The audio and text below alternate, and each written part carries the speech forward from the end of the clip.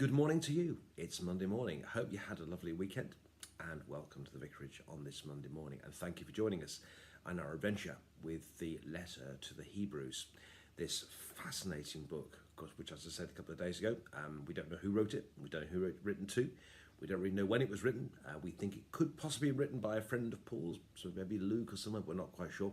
But as I'm discovering here, I think I knew already, it's absolutely ramful of some fantastic stuff, and we're going to really enjoy it the next few days. But today, we're in chapter 2. I'm going to pick it up at verse 10. So Hebrews chapter 2, verse 10 to the end of the chapter. It was fitting that God, for whom and through whom all things exist, in bringing many children to glory, should make the pioneer of their salvation perfect through sufferings. For the one who sanctifies and those who are sanctified all have one Father.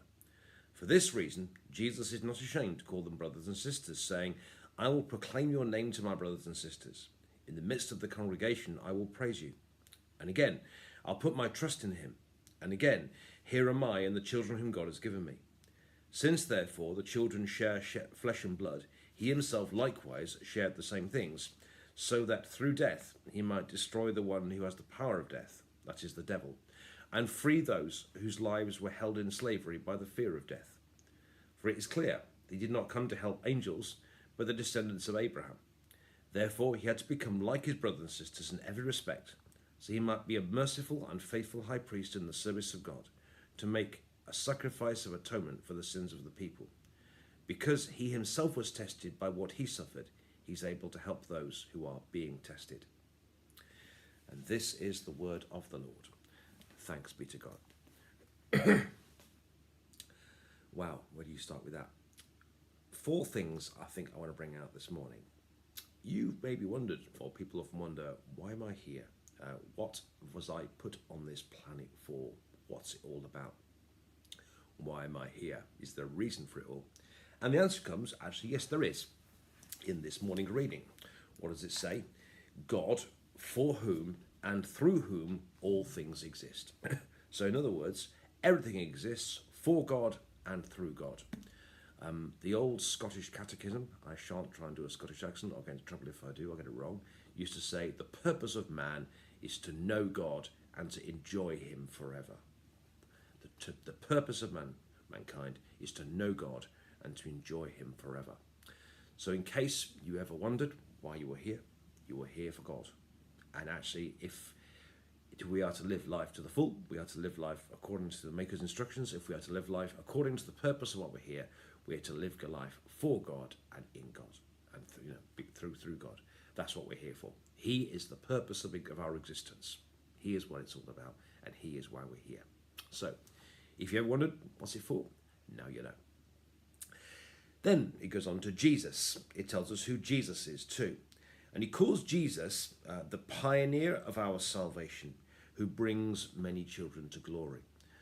The pioneer of our salvation, who brings many children to glory. In other words, he's the one who brings us home.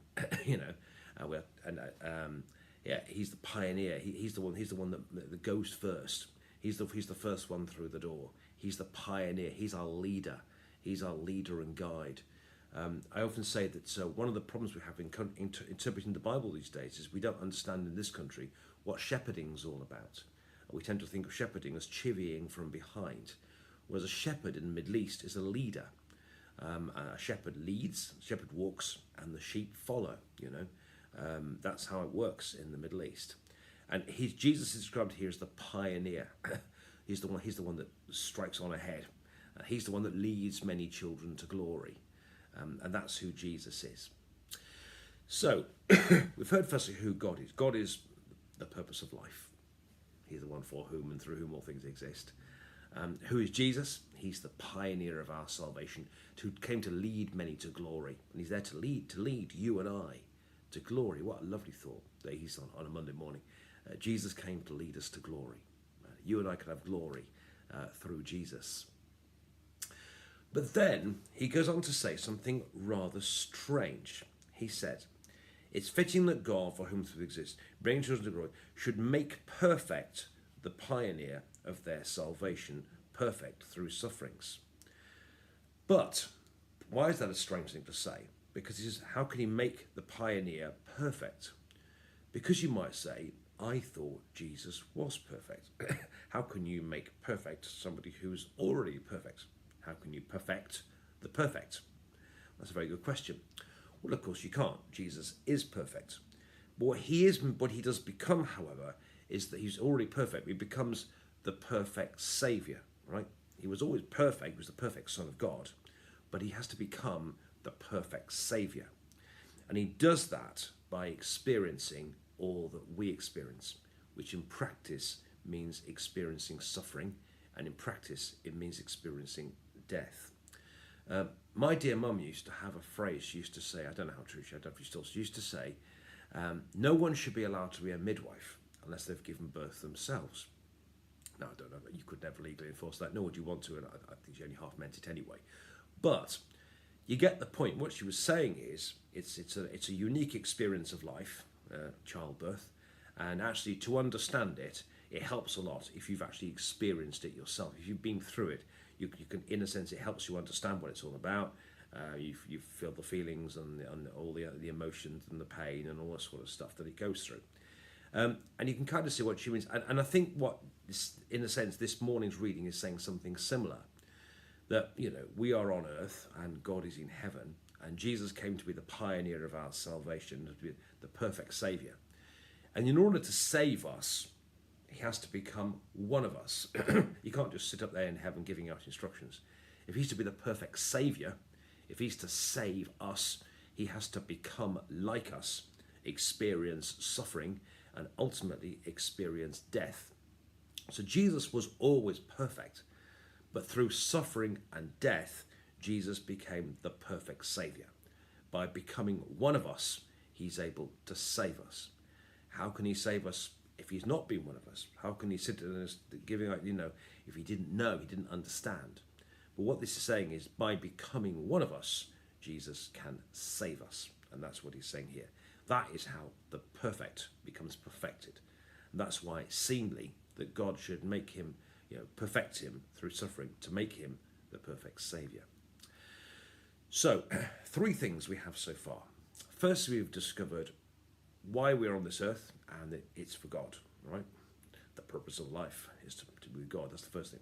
Secondly, we discovered we have a Saviour who came who became to lead us to glory. The leader, the pioneer of our salvation, who came to lead you and I to glory. What a wonderful thought that is.